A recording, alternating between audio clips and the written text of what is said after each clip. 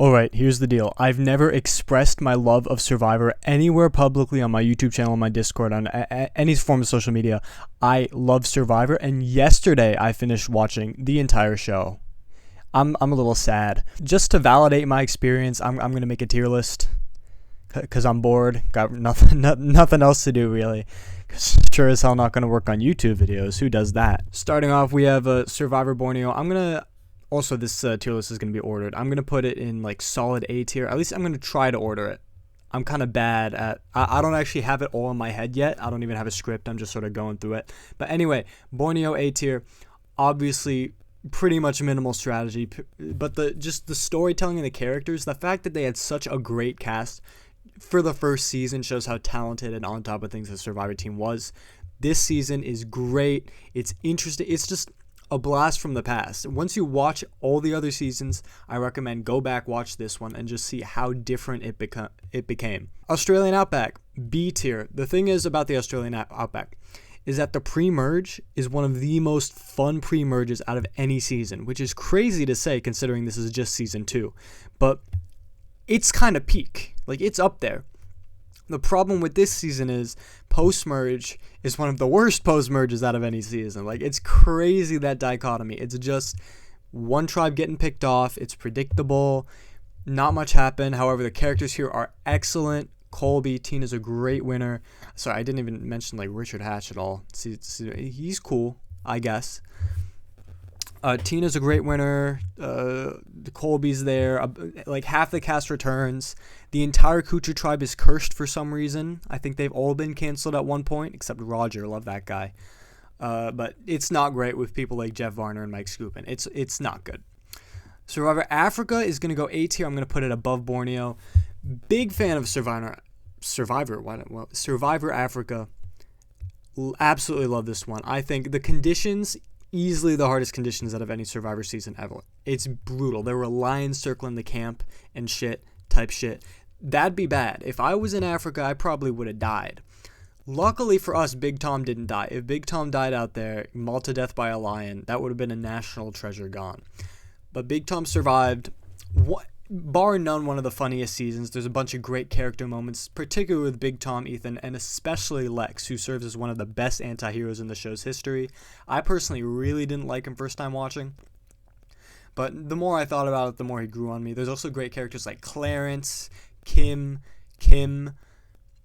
I don't think there's any other Kims. Brandon and Frank, classic. Who else is there? I need to think. I really should have scripted this. T-Bird, right. Big T-Bird fan. Good on Ethan for winning. Easily one of the most wholesome winners ever. Love that guy. Survivor Marquesas is C tier. Now, the thing about Marquesas is, I think it is sort of carried by the fact that Boston Rob came here for. This is the first Boston Rob season. The flip at 9 was absolutely incredible. It's a pivotal moment in Survivor history. But other than that, there's not really much. You have Pascal and Nalia, which is like bootleg Roger and Elizabeth from season 2.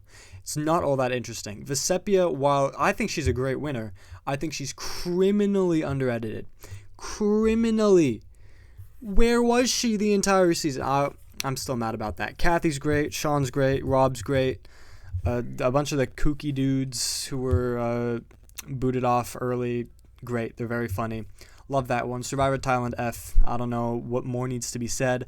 Survivor Thailand. One of the most boring seasons, most controversial seasons, one of the worst casted seasons.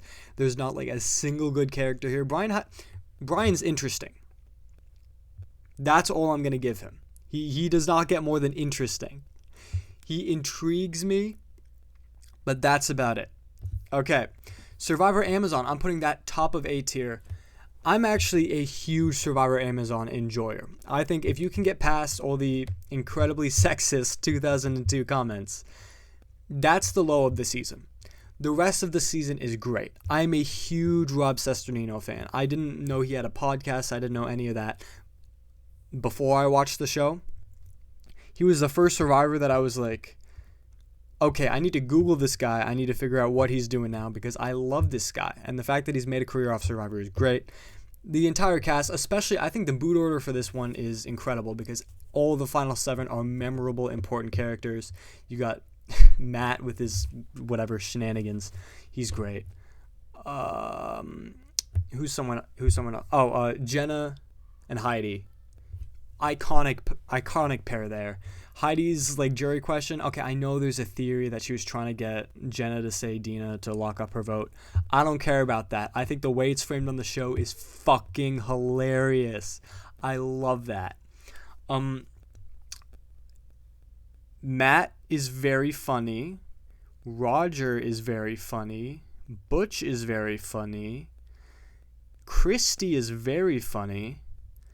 Basically, this whole cast is just very fun. This is the funny season. This is the season for all the people who like to go hee hoo hoo ha ha. Funny. This is a comedy, basically. I think Christy voting for Jenna at the end is very funny. That's kind of all I really have to say about that. Men vs. Women twist is like, I don't really like it all that much. But anyway, Survivor Port Orleans, emphatic S tier. Love Survivor Port Orleans. It's like every single character is big. The strategy is great. The Outcast twist is so dumb. I have to emphasize that. So dumb. Somehow it works. I mean, people returning after being voted out on the game. That twist was so negatively received. I'm so glad Jeff Probst and the Survivor team learned their lesson and never had anyone return after being voted out ever again. Rupert's great. Krista's great. Johnny Fairplay, Sandra. Those are like the big names. But then you also have players, even like the depth players in this season are great. Burton, Lil. I haven't watched the season in a while. I can still name all these players. Burton, Lil, Savage, Skinny Ryan, Rhino, Austin. It's just great. Oh, I'm getting a phone call. Who is calling? Don't they know I'm doing my Survivor tier list? No, get out of here. Actually, that's my... I need to call my friend back, but I'm busy. Survivor All-Stars, I'm putting it an A in between Amazon and Africa. A lot of people really don't like All-Stars. I'll give it that I'll give them the fact that this season has very icky moments. Very icky. This is clear Jeff Probst had no idea how to handle some situations. I don't think he was, like, ill-meaning. I think he was, like, in his show comes first mentality. He was like a fish out of water. He had absolutely no idea what he was doing on this one. But I love the Rob and Amber stuff. Again, I'm a sucker for Boston Rob, especially when I was going into the show. I didn't know anyone but Boston Rob. I thought, oh, this guy's awesome. But other than that, there's a lot of like dark moments. There's a very like evil season. But regardless of that, I think the novelty of watching the seasons in order and just having this season where there's a bunch of returning players, I think that really boosted it up for me. I think objectively this should be like a B, C tier season. I have it in A tier. I'm very biased. Have I mentioned this is a completely biased list? I'm very opinionated. If you really, really love Survivor Thailand, think it's in peak tier, and you get mad at me in the comment, fair enough. I can't even hate. Survivor Vanuatu, I'm gonna put this one. I'll put it above All Stars. Okay, there's a lot of A tier seasons right now. Wait. Okay, I'm going to move Borneo down to B tier. Vanuatu, solid A tier. I think the first 4 episodes, obviously, boring as shit. You can skip... Okay, you can't skip the first 4 episodes, but you can watch them at like 1.5 speed. Not much happens.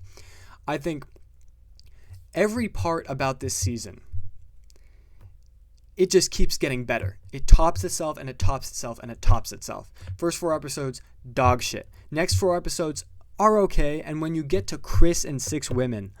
That's when it takes off. It's like Amazon. This becomes a comedy you can't take your eyes away from. You're like, how does he keep getting away with this? He can't keep getting away with this. And he just keeps getting away with it. It's great. I love this season. Palau. This is another season where I think I would put it in A tier. But there's so many A tiers. Oh, but I prefer Africa, this one to Africa, but Africa is definitely an A tier season. Okay, I'm going to put Palau in A tier. Below All Stars, above Africa. I think this is like a Greek tragedy. This is like pathetic and sad and pathetic because there's just one tribe gets wiped off the face of the earth. It's so great. And I think the fact that Stephanie gets propped up as like this giant hero after this is fantastic. Because realistically, she's like one of the worst Survivor players ever. Like, it's bad. I don't know. Maybe that's just my opinion. Maybe I'm remembering it wrong. But there's nothing that really happened over the... Okay, no. She's an okay Survivor player. She made it to the end in Guatemala. It's a whole thing. But I think, especially after watching her on, like, say, The Traders, she's just, like... She's a very messy player, and I think that makes her super fun to watch. There's, like, Bobby John. The entire Karor tribe is, like, excellent casting. Even, like, Greg, who I think is the least memorable person in that cast, is, like... He's still fun. He had a decent shot of winning the game if Tom wasn't, like, him. The whole Final Three thing with Ian and Tom, excellently done. I think that it does sort of get uncomfortable to watch at times, but it's such interesting drama you can't really look away from it, so that's why I'm putting it in A tier. Guatemala, I'm putting that in D tier. I'm a bona fide Guatemala hater. I know there's some people who say it's underrated, some defenders, not that many defenders, for good reason, because this just isn't a good season. I think the highs of the season are Gary, Judd. I'm trying to think of... There's nothing else. The tribe swap. Okay. Tribe swap is confusing. The winner is confusing because you barely know her. I know that's her whole strategy and she hit it from production. I don't care. It doesn't make for interesting television. It doesn't matter how much I like Danny.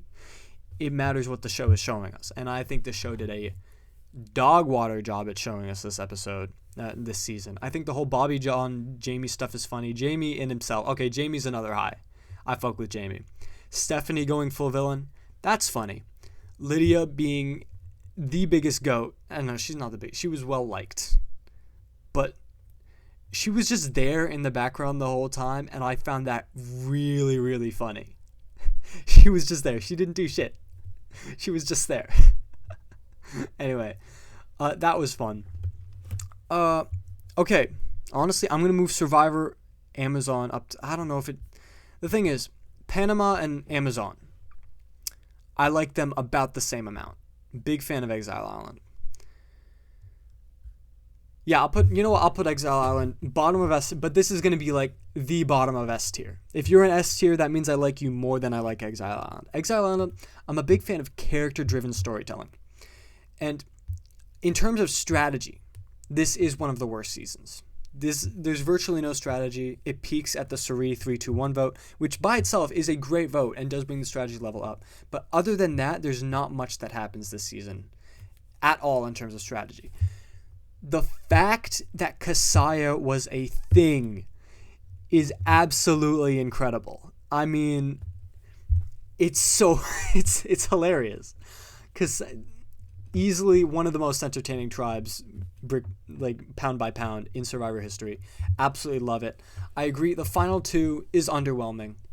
Aris and Danielle are the two like most boring members of Kasaya, and I do think they were a little under-edited in the story. But I mean, after watching all the rest of Survivor and seeing how they played when they returned, I think I grew to appreciate them more as finalists. Obviously, Birth of Suri, Shane never coming back is a tragedy because he was one like top 3 funniest characters in Survivor history. Bobby, great, love his outhouse fiasco. Thank God Lamina wasn't the tribe that made it through, and Pagong the other one, because other than Terry, maybe the astronaut guy. Did you know he was an astronaut? By the way, he didn't mention it enough.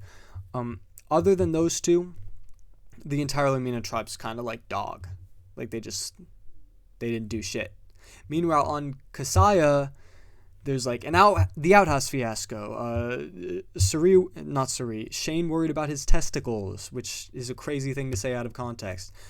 Shane threatening to kill Courtney and her being more mad about him saying her apartment's shitty.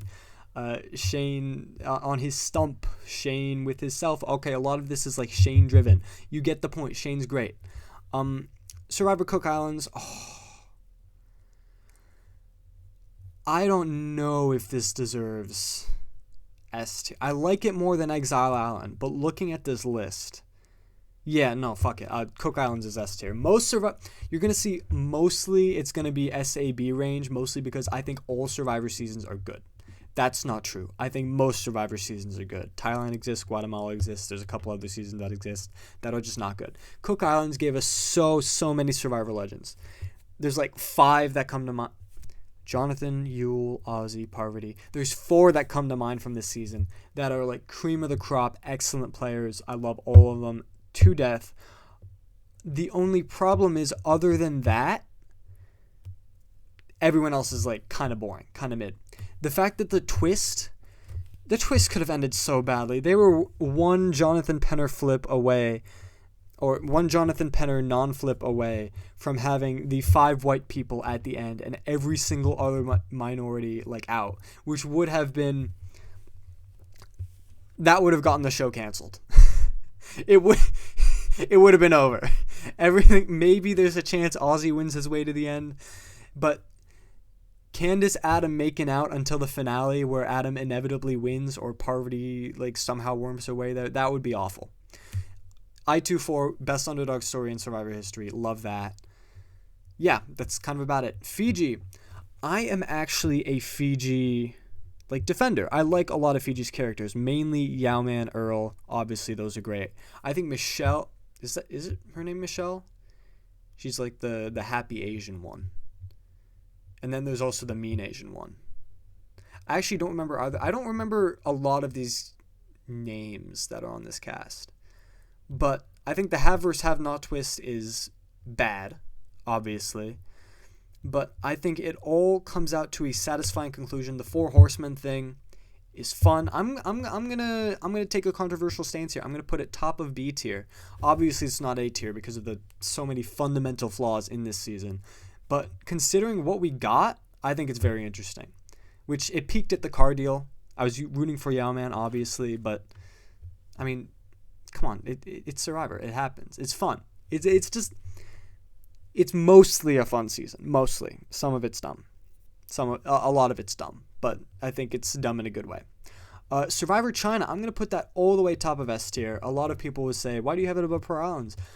I think China and Pearl Islands are very similar in that they both thrive because they're challenges. The theme is so ingrained in the challenges and every facet of the season, it just rules. I don't think Survivor's ever has or ever will have better looking and better themed challenges than they did in Survivor China. It was excellent. The reason I put Survivor China above Pearl Islands is that I simply love the cast. I said that every castaway on Pearl Islands was good. That's a little bit of an exaggeration. There were like 2-3 duds maybe. Everyone in Survivor China is great. From the first boot, damn! Chicken, love that guy. To Courtney, Todd, Amanda, Denise, Lunch Lady, James with James having 2 idols is still the funniest thing in the world to me, because you could not write that if you tried, that he gets sent over to the other tribe's camp, gets the clue, tries to throw the challenge, fails to throw the challenge because Denise can't eat an egg. Or, well, it's not an egg, it's a galoot, I think it's called. And then he comes back and gets the other tribe's idol. It's funny as fuck. Like, it doesn't get better than that. I adore this season, love it to death. Sure, after the final 6, it gets a little bit predictable. But every single season has that like small stretch of downtime. I just really like Survivor China. Survivor Micronesia. I'm going to get a little controversial with this, which obviously Micronesia is an S tier season. But I am going to put it... Do I put it above or below Cook Islands? It deserves to be above Cook Islands. But I'm not as high on Micronesia as other people, mainly because obviously post-merge is the greatest post-merge of all time. It's round after round after round of absolutely stunning things happening in the game. It's incredible. What brings this season down for me is the pre-merge, which still in itself isn't bad. You have the Chet Joel thing. You have, it's kind of it. I think Penner Medevac is interesting, I guess. But pre-merge isn't that interesting. And the Medevacs, I hate Medevacs in seasons or quits in seasons. I think that just brings the whole season down for me. and the fans tribe isn't. It's not the most interesting thing in the world. But obviously you have that post-merge, which is just incredible with the Aussie blindside. Was his name Jacob? James? The really dumb one who thought the stick... Oh, yeah, fucking stick. That's a classic line. Eliza's great in this season. Much better than she was in Vanuatu, in my personal opinion. She was great in Vanuatu, too, though. And then you have the final two at the end, which I think still sucks. I personally think Cerise should have won this season, and then Parvati probably wins Heroes versus Villains if she doesn't win this season. But it does suck that they had... obviously, Survivor's hands were tied. They had an extra day because there were so many quits, so many medevacs. They had to change it from a final 3 to a final 2. It's just a bummer. That's just me. Afterwards, Survivor Gabon. This is another season that I'm not quite as high on as some other people. I'm going to put it... I'll put it top of C tier. Now, people will say, this is a beautiful mess. This is the messy season of Survivor, and that's why I love it. And to those people I say that, what if I were to tell you there was another beautiful mess season that is so underrated, that is so much better than Gabon, especially in that so bad it's good territory, and I'm going to tell you all about it later when we get to that season. But Gabon in itself isn't all that interesting, I think. Yes, it's a beautiful mess of a season. I agree. I just don't think it's as beautiful as other people. Remember, C tier is still like good season. This is good season. This is like still good. D is like season I wouldn't watch. C is season I would watch. So I would watch most Survivor seasons, clearly. But I don't think it's messy or funny enough to warrant it going in B tier. I think Final 3 is obviously awful. Like, it's probably the worst Final 3 of all time. Just gameplay-wise speaking. So many big, like, great, actual interesting players going out pre-merge sucks, particularly Marcus and Ace. Crystal, one of the all-time funniest people. Kenny, I think his downfall is great, especially because I know him from Melee. I'm enthralled that he was on this season. I think it's great. Overall, my rationale for this season being C tier is that it's not as fun to me as it is for other people, mainly because I find another beautiful mess season much funnier and much better overall. Token Sheens. This is either going above or below Pearl Islands. I'm going to put it... Oh man, this is tough. These are both great seasons. I'm going to put it above Pearl Islands. It's going right above Pearl Islands for me. Mostly just because... Oh, fuck. No, I'll put it below Pearl Islands. No. Wait. No, I'll put it above Pearl Islands. That's my final decision. Not changing it anymore. This cast, one of the best bulldozers of all time. Every single big player makes it. Or mostly, pretty much every single big player makes it. Maybe Sandy could have gone to the post-merge. But other than that, every single big player goes post-merge. Jalapao 3, along with the I-24, is probably the greatest two underdog stories in Survivor history. Steven and JT are iconic, despite what JT would go on to ruin his reputation in future seasons. Which, I don't mind his move in Heroes and Villains. I mind it in Game Changers. That sucked. I love Malcolm, so I'm kind of a bona fide JT. I was a stan, now I'm kind of a hater. But regardless, Coach... Not much else to say about that. He makes this season what it is today. Other Survivor legends, Tyson mainly. The fact that Tyson came into this season, you never would have suspected that guy was winning anything. And for him to go back and do what he did in his future seasons, it's absolutely incredible. You also have people like Aaron and I don't remember the principal's name, but I think they're both underrated characters. They're great. Sierra's great. Overall, Token Sheens, like, one of the peak seasons. Like, that's great. It's up there. This is the first season I recommend to any friend who's getting into Survivor. I'm like, watch Token Sheens. It's great. Samoa. This is... Okay, I'm going to put it in a peak for now, but it's not peak. That's not going in peak. That's just where I'm... Actually, what am I doing? I'll put it down here. Survivor Samoa is the most frustrating season for me. because it's smack dab in the middle of the golden age. If this season was great, we would have had easily the best 3-season stretch in Survivor history with Tocantins, Samoa, Heroes versus Villains. I'd go 4 with Nicaragua, but we'll get to that. This season had such a phenomenal cast. I mean, everyone in the Galoo tribe was interesting. Most people in the Galoo tribe were interesting. There's like Kelly, who's not. But you have Dave, Eric, Shambo. Shambo gets edited in. Laura, Brett, CGI Brett. Love that guy, by the way. And then you have even Foa, which has other interesting characters other than Russell. They all get completely sidelined. Everyone in the season gets sidelined for Russell. And it's so frustrating because this could have been a top-tier season with a phenomenal cast, a genuinely dramatic, well-done medevac. Obviously, you can't well-do a medevac, and I'm very glad Russell's okay.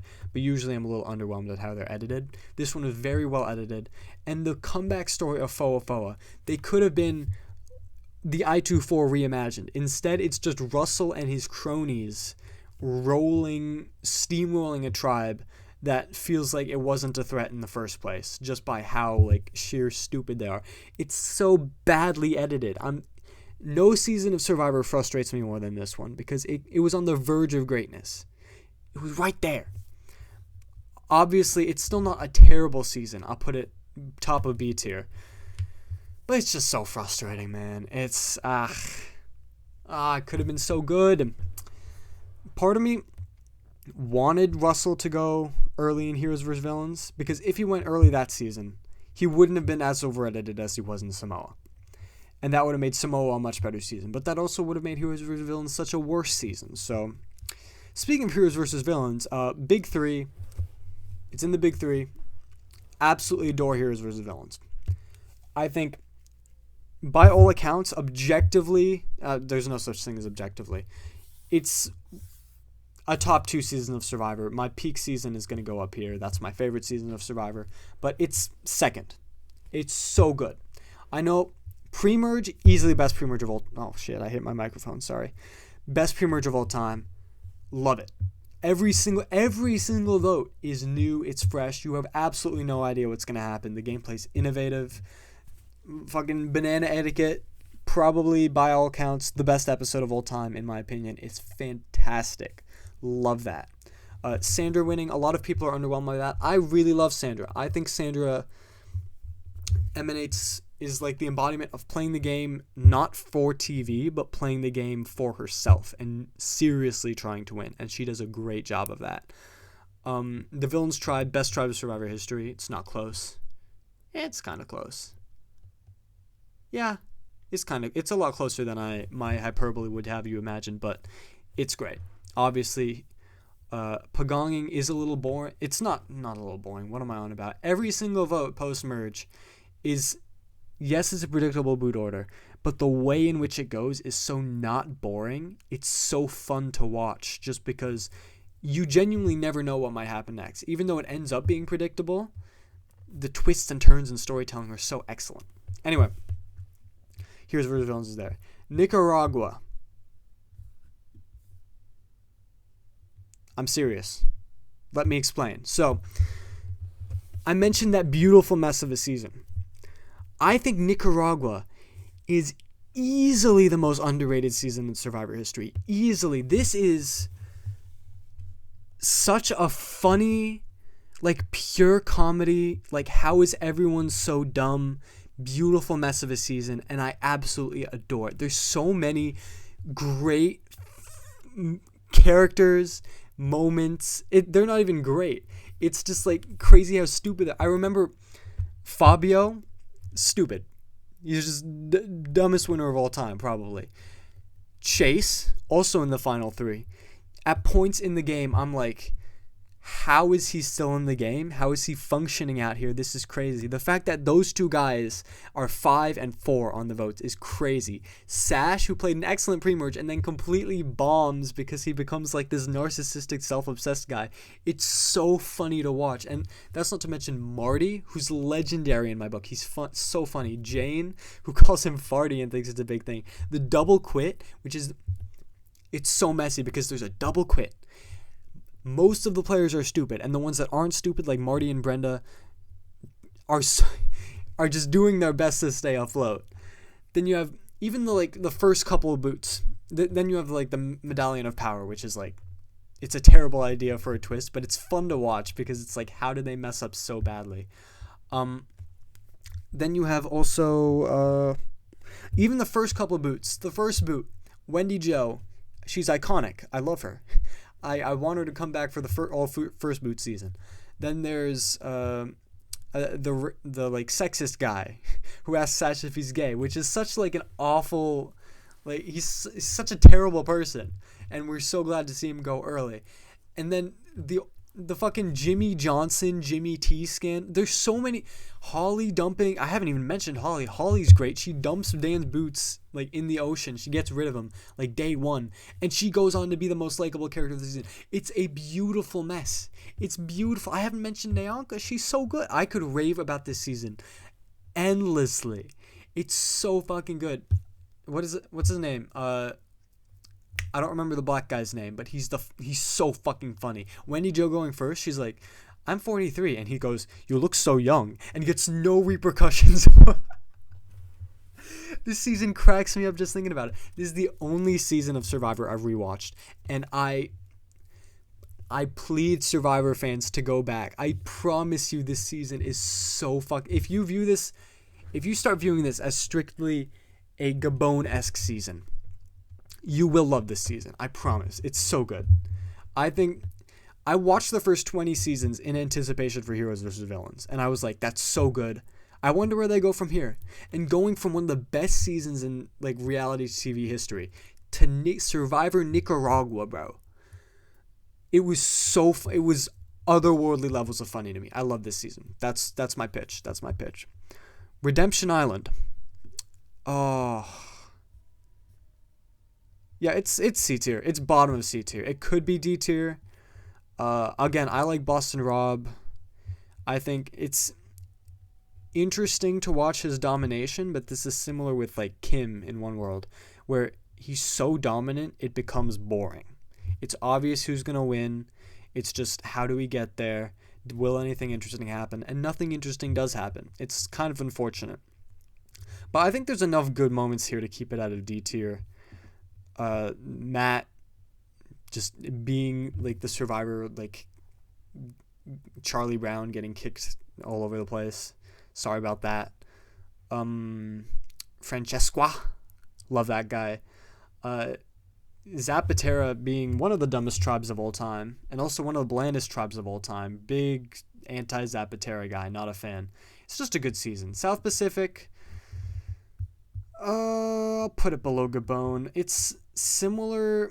It's a lot better just objectively than Redemption Island, even though it has the same twist. It has much better gameplay, much more interesting gameplay, especially with Ozzy getting sent to the edge. The entire pre-merge is interesting, but it's just so bogged down by the ick factor Coach provides. Because Coach, he was lovable, great guy in his first 2 seasons. Here he turns into like some cult leader. I really don't fuck with that. Not a fan of what he did there. Convincing Brandon to get rid of... I think if Brandon won, it would have been fun. Sophie winning, okay, that's also fun. I don't mind Sophie winning. I take that back. I think Sophie and Brandon were the 2 characters where if they won, I'd be happy. But it's just... this is what some people who are against Heroes vs. Villains say Heroes vs. Villains is like, where it's a boring pagonging. It's an interesting pre-merge with a boring pagonging at the end. Which is the dumbest thing. It's just dumb. This is so much worse because it's not interesting at all. 4 players get all the screen time and one of them isn't the winner. Explain. Anyway, One World, I'm bottom of D tier. It's bad. Should it be F tier? No, it shouldn't be F tier. I don't think it does. Fuck. It doesn't deserve F tier. It's not. I think Kim's win is interesting enough to put it out of D tier. The fact that so many players returned from this season is a crime because there's so many better players who haven't returned yet. And what is it, 5-6 returnees from this season, which is awful. There's like one good character this season, and it's definitely not Colton. It's not Monica. It could be Kat. Kat's pretty funny, but it's just I'm skipping this season. Don't watch it. You don't have to watch it. Not much happens. The returnees in other seasons, they don't do crazy. There's like one of them that makes it to another final tribal. Two of them. Well, technically the extension of one in a different blood versus it's a whole thing. Never mind. Philippines. I love Survivor Philippines. I think it's below China, above Tocantins. I think Philippines is underrated. I think most people have it like top of A tier, bottom of S tier. I think Philippines is like really fucking good. There's not a single player on this cast that isn't great. This is another like Nicaragua-esque season for me where I feel it's underrated and I will defend it with a passion. Denise is an excellent winner. Malcolm's a great character. I think the only thing that brings this, I think this season like might border Big 3 territory. If I'll put it above China. I like it more than China. If Scoopin wasn't a child predator. It's the fact that we found that out sucks because I liked Scoopin his first season. So I was rooting for him coming into this season. And then after watching this season, I was like, what's Mike Scoopin up to? And I find out he's been in jail for years for child porn. Come on, bro. What are we doing here? Anyway, fuck that guy. Actually, no. Just for that, I'm putting it below China. It's so awful. Everything else about this season is great, though. The idol placement is creative. Matt Singh is a beautiful travesty. It's funny, and the fact that Denise and Malcolm become the power duo in the game is beautiful. This season has great villains. I think Pete is one of the most underrated Survivor characters of all time. I think Pete's great. I love how he obviously has like this cocky, like I'm above everyone else attitude, even though he's clearly not that. And Abby Maria's fun. Artis is great. Love that guy. Lisa, and I think Jonathan Penner is like the bow that ties this season together. I think how much you like this season really depends on how much you like Penner. And I love Penner. And most other people love Penner, as you should love Penner. Love that guy. So I think the episode where he wins immunity when everyone unanimously wants him out is one of like the 5 greatest Survivor episodes of all time. It's phenomenal. I love it. So Philippines, S tier. Caramoan. I'm not as big of a Caramoan hater as some other people are. I still don't think it's good. I'm going to put it B tier above the Australian Outback. I think Cochrane's win is good. I like Cochrane as a character. I don't like that 2 of the 9 people casted, I don't know if it was 9, 10, 8, I don't remember. There's no favorites. And there's no fans. What do you mean fans versus favorites? My ass. Malcolm, Cochrane, Brenda, maybe Philip, Brandon. Okay, 4.5. Let's say that. There's 4.5 good characters on this season. How does that happen? Reynolds interesting. 5.5. I'm sorry. No, 5, because Brandon, he was a favorite, but he's definitely not a good character. He goes psycho. There's icky moments. One tribe is just terrible, forgettable, awful. The fact that this is so high is because I'm a Malcolm and Cochrane enjoyer. Otherwise, it would be like near bottom of C tier. But I think the gameplay's fun. Double Idol Tribal Council with the 3 amigos is interesting, even though it really doesn't do anything. You can armchair quarterback that all you want. It happens. Blood vs. Water. I have to say, I'm not as high on Blood vs. Water as some other people are. I'll put it top of A tier. I don't think I like it more than Exile Island. It's great. Tyson winning, obviously, is the cherry on top. Jervis coming back and somehow playing a great game, even though he was a 0 finalist, is something nobody really expected coming into the season. Colton's quit's awful. Fuck you, Brad Culpepper is iconic. I do think too much time is wasted on Redemption Island this time. I do think that Idol Clues being burned is, while it's an interesting change, does get sort of boring. And Vetus is great. This gives more depth to Aris as a character. The rock draw is great, but I do think a winner drawing rocks always brings the season a little bit down for me, just because, like, it's like, come on, they could have been, if they put themselves in that position, they weren't, like, above all winner, and that's kind of, like, brings it down for me. But anyway, moving on to a season with virtually no flaws. I can't think of a single flaw with Cagayan. It's going in the big three, obviously. I personally have it below Heroes vs. Villains. And I also had it below one other season before I watched Winners at War. But I think the subsequent returns of all these characters just makes the season better. And which is saying a lot, because you have to try to make this season better. This season is already like the perfect new cast season, in my opinion. Other than, okay, objectively, it's better than Nicaragua, right? I think Nicaragua is just like, it appeals to me. Okay? I don't want to talk about Nicaragua, though. Cagayan is such a beautiful mess. I think I went back and saw like reactions to Tony his first time around, and no one had any idea he'd be the GOAT, which is awesome. I think that's great. I love that.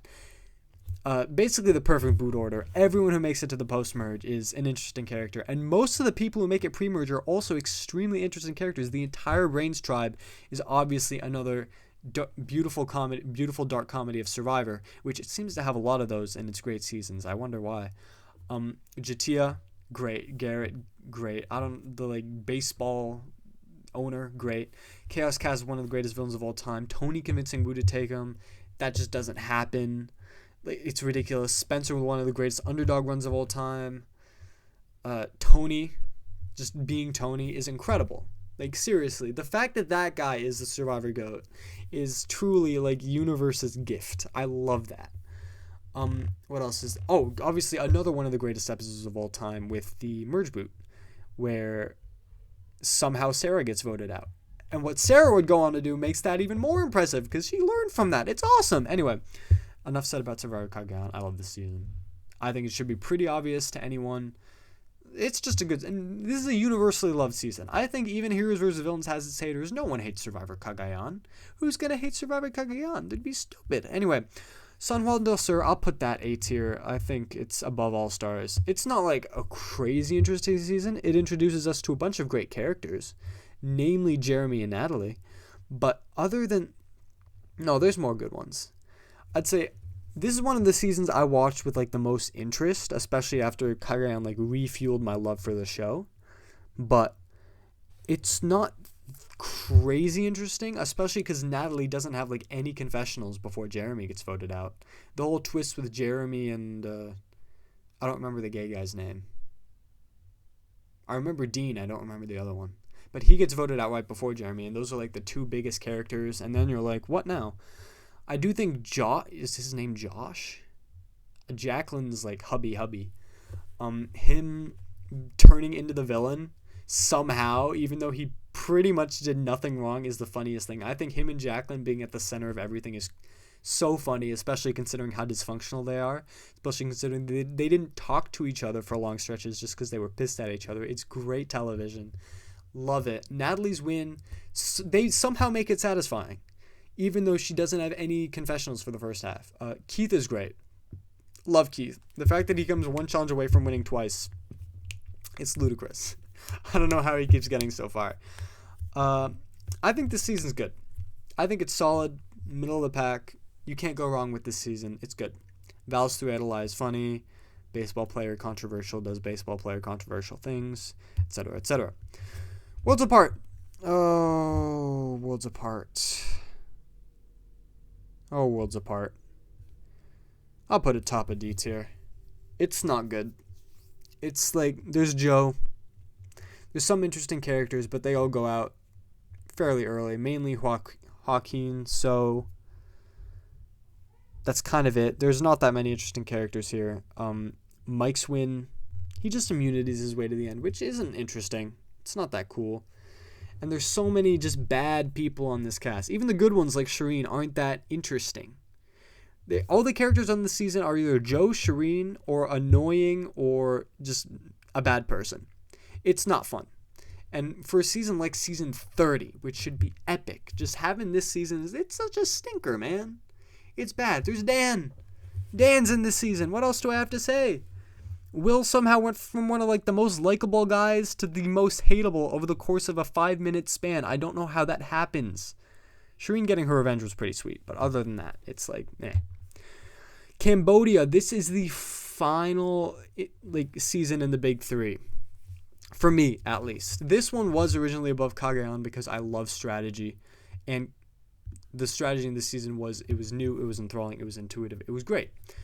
However, I think it does move down below Cagayan after a little bit of contemplation, just because I think Tony's story is incredible.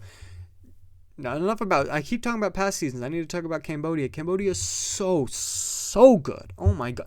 I can't stress enough how any of these 3 seasons are just like leagues above all the other ones. It's crazy, except Nicaragua, which is obviously peak, which I'm still not kidding about that. I need to stop talking about Cambodia. Jeremy's story, great. Spencer's story, great. Tasha is, I'm so happy for her because I really loved her first time, and she's back and she made it to the final 3. Congratulations. Keith somehow does well again. The crazy final 6 tribal council doesn't happen. A near perfect game with Jeremy. It depends on how you look at it. I think it's perfect. That's just me personally. What else is there? This is why I should script these. There's a lot of big characters on this season. I don't think I can go through them all. Just know the strategy is new. It's like, it revolutionizes the game. It's so interesting to watch the first time around, especially when you don't know what's going to happen, which unfortunately I got spoiled for it. I knew exactly what was going to happen. Regardless, it was great. It was great to watch regardless. And the fact that Jeremy managed to keep himself in during such a tight game, it's great. It's an incredible season. Ko Rong. I'm going to put Ko Rong. I think it goes above All Stars, but Ko Rong could go in any of these 3, so I'm going to place it. I'll put it below San Juan del Sur. Ko Rong's great. I think they did Michelle well. I don't think they did her dirty. The edit wasn't great, but they didn't really have a chance to do anything with her, especially because she didn't go to tribal council like at all, which is like, it sucks. It's awful. Why not? Well, obviously because her tribe was really good, but this season has so many great characters. Aubrey, Ty, Michelle, who I think is a great character, and she only cements that in Winners of War. Then you also have huge villains, the last big villains of the show in Scott. I don't remember the tattooed ginger body hunter guy, but he's great. The fact that the Braun tribe struggles so much out of the gate is so funny to me. I do think there's enough like unmemorable characters on this season to make it sort of uninteresting at times, but I think this is another season with an absolutely fantastic boot order, because even Sydney makes it to the final 4. That's great. Every single character. Oh, the old man, I don't remember his name either. Was it Joe? I don't know. Eating too much beef and getting medevac is the funniest thing. I think that bizarre like jury boot twist is weird, and it becomes even weirder and funnier when he actually, like, Nick actually gets booted off, and he just like, you think you're a bad bitch, but you're just a puppy suckling at the teat, and I don't think you stand a chance. What does that mean? Sometimes I'll think about that moment in class, and it just makes me laugh. Like, what does it mean? Why did he think that would be a good thing to say? Anyway, yeah, this is a good season. I like it. Actually, that made me laugh so much, I'll move it above San Juan del Sur. That moment is great. I love that one. Millennials versus Gen X. I'm going to put that in S tier. I think this is another fantastic season. I think this is one like Cambodia, where the strategy is new, it's revolutionary, it's great. The characters here are super memorable. Even pre-merge boots like, say, Michaela. Okay, I don't remember his name, but like the fat guy who was running the whole show over at the Gen X thing. Yeah, those are the big 2, but pretty much everyone post-merge is super interesting, except maybe Sunday. She's just sort of there. Zeke is great. The whole thing with Zeke and the gay cop who didn't tell anyone he was gay except Zeke when he told him, and that was a great moment. That guy's great.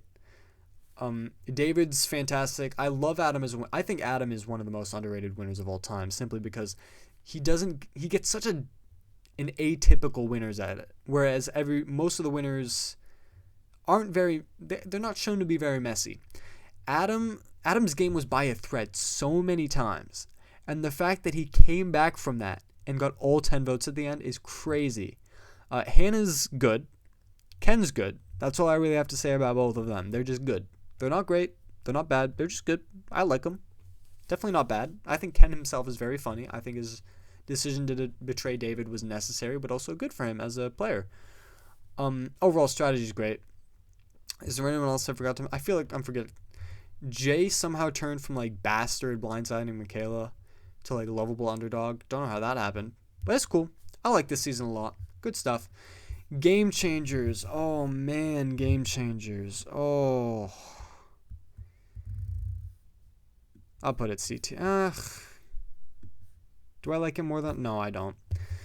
Game changers is a C tier. I think pre-merge super interesting, but that's only because all the big names get the spotlight. Obviously, because they are about to be voted out one by one. And after that, post-merge. You know what moment infuriates me more than anything else? I'm a big Malcolm fan. I told you that. When he gets idled out, and he's crying. He's pissed. Sierra hugs him, quickly kisses him on the cheek. What the fuck? That's so toxic. Why would you do that? That pisses me off. That made me root against her so hard for the rest of the season. That was just a jerk. I know you're happy. It's just a jerky thing to do. That's just mean. That's mean-spirited. Why would you do that? But anyway, obviously all the big names going home early, except Suri, was devastating. But we were all rooting for Suri after that. And then the way she went out with the idol advantage get-in, I don't know what it's called. It's just so brutal. It's come on, she didn't get a single vote. How does that happen? The whole Zeke Jeff Varner thing is so uncomfortable to watch. Basically, pre-merge good until Jeff Varner does his thing. Then the rest of the season is kind of bad. I like Sarah as a winner. I like Brad Culpepper.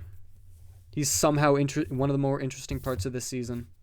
Don't know how he managed that. Truly, I don't. Who's the other final three? Troy's next season. Heroes versus Heroes versus Hustlers. This is I don't hate this season as much as many people do. I think a lot of people think the fire making is dumb. I agree. Ben shouldn't have won the game. I think he idled his way to the end. He somehow final fire making. He should have gone home. I don't think that ruins the season too much for me, just because I love Ben as a person. I think out of everyone on that cast, if I had to pick one person to win, just purely off who deserves the money the most, it would be Ben. So I'm not mad about it, especially because it's not a predetermined. It's a predetermined twist. They didn't do it because they saw Ben was going to get voted out, and they were like, we got to save him. It's fine. And the rest of the characters are good. There's Chrissy, who's good. There's the Cochran knockoff, which I refuse to say his real name. He's also cool. So not a terrible final three. Tony knockoff, he's fine. There's a lot of knockoffs, actually. The theme's dumb. That's kind of all I have to say. It's a very middle-of-the-road season. It's nothing special. Survivor Ghost Island. This is going below Gabon. Navidi Strong. Yeah. No. Not a fan of that. Wendell and Dom, if this season didn't end in a tie, I think this season would be D tier. But I think it ending in a tie, and the fact that they have to explain both winners' wins, so that makes the season a whole lot more interesting in retrospect. It still doesn't make it good. It makes it interesting. Who did I say was interesting? Kim's win? It's interesting but not good? Yeah, that's what I mean by it. Fiji's twist is interesting. It's not good. It's interesting. Actually, no, Fiji's twist isn't interesting. It's boring because one tribe wins all the time. What am I talking about? Anyway, now we finally get to a good season. David vs. Goliath. Ooh. Ooh. Yeah, no, top of S tier. David vs. Goliath's a phenomenal season. I mean, after so many like mediocre meh seasons, there was a stretch from Millennials versus Gen X to David vs. Goliath. The seasons were just not good. I was worried we're entering another dark ages, but David vs. Goliath is just phenomenal. David vs. Goliath theme is awesome. Nick is a good winner at the time. These days, not so much. The Goliath tribe somehow is like a very interesting tribe. You'd think it would just be like Herculean people doing Herculean things. No, it's a real tribe full of real people doing real interesting things. Angelina's phenomenal. Mike White's phenomenal. Basically, the entire final three is great. Christian, awesome. Davies, so underrated. I love that guy to death. Even the pre-merge boots like Natalie, the New York Giants guy, the guy Natalie was feuding with, and she said his skin was good. There's a lot of great things this season that pretty much every episode's great. And the fact that the Davids managed to come back, take control of the Goliaths, just to start working with the Goliaths again. Carl doing his thing, the 3 advantages. Oh my God, it's such a good season. I couldn't recommend it enough. I really couldn't. Watch this season if you haven't. Now we have Edge of Extinction, which I'll put it bottom of C tier. I think Chris's win, if nothing else, it's funny. Like, looking at it from an objective lens, it's just a funny thing to happen. Like, you wouldn't expect it. The Edge twist is so dumb. It's stupid. The returning players don't do much this season. It's nice to see them back, especially because I love pretty much everyone who returned. It's not crazy fun. The gameplay isn't super interesting. I forgot to mention Kelly Wentworth the entire time I talked about Cambodia. That is a crime. It's not bad. It's not terrible. But it's definitely not great or good either. Island of the Idols, F tier. It's got Dan in it. Winners at War. This is my most recent season. I haven't watched any of the 40s seasons, so I can't rank any of those. Survivor Winners at War. Do I like it more than Tocantins? Yes. Yes, I do. I think it's right below Philippines, above Tocantins for me. I think this season really could have benefited from hour-and-a-half long episodes, which I think it's the only season that could have benefited from it. All the other seasons would have gotten long, drag, boring, sloppy if that happened. This season had so much packed into so little time, with the Edge, with cup reward challenges, with so much dynamic gameplay. It's crazy. A lot of the time you couldn't really keep up. I think if anyone else had won this season, anyone else who made it to the merge won that season, if any of the old school players won it, I would have loved it. This is the story of a llama who climbs his way to the top, who plays the most beautiful, masterful game in the history of Survivor and cements himself as the greatest of all time. This is Tony's story. If he doesn't win out of everyone who makes it to the merge, this season is much lower on this list. The entertainment value goes to about maybe high A tier. It's beautiful. If Cagayan was the story of Tony's like rise to the top as this crazy madman, and Game Changers was like the humbling like bottom, like it's the valley in the anime like story arc, then you go all the way back up to Winners at War, where he's perfected his craft. Even the edit like mirrors Tony's win. It's beautiful. But enough about Tony's win. The rest of the characters are super good too. I think the Edge of Extinction actually worked here, because they didn't emphasize it nearly as much. It wasn't crazy prevalent like it was in the other season. Natalie getting more votes than Michelle is bullshit, completely. But speaking of Michelle was so much better this season, I think. I don't think she was better this season. I think the reception of her was much better this season, which is awesome. All the old school players going out early, it's a bummer, yes. But it was interesting the way they went out. Sandra giving her idol to Denise, I don't think was a bad play. It's stuff like JT. Sandra's a lot like JT this season, where she took a big swing, it missed. It happens. Okay? If she had made that move, I still don't think it would have benefited her game that much, but it wouldn't have been bad. Definitely not. There's so many moving parts this season. It's terribly difficult to keep track, especially with all the advantages and relationships. It's a lot if you're ready to be overwhelmed and sometimes a little confused. This is the season for you, but it thrives on just Tony being Tony. That post-merge is incredible. Even the pre-merge is really good. I think the pre-merge focuses on the old school players, the favorites, who will go out early. And then the post-merge focuses on the winner and his incredible story. And I love that for this season. So, this is my ranking right here. I don't know how many times I have to reiterate this. I am serious about Survivor Nicaragua. This is my favorite season of all time. Fight me. But no, don't fight me. I just implore you to watch it and view it as a comedy because I think that makes it so much better. Anyway, this is my Survivor tier list. I don't know who watched this whole thing, but I appreciate you if you did. I just sort of rambled for an hour. I have to go drive my little sister's friend back to his house, so I'm going to go do that now. Have a good one. Thank you for watching. Bye.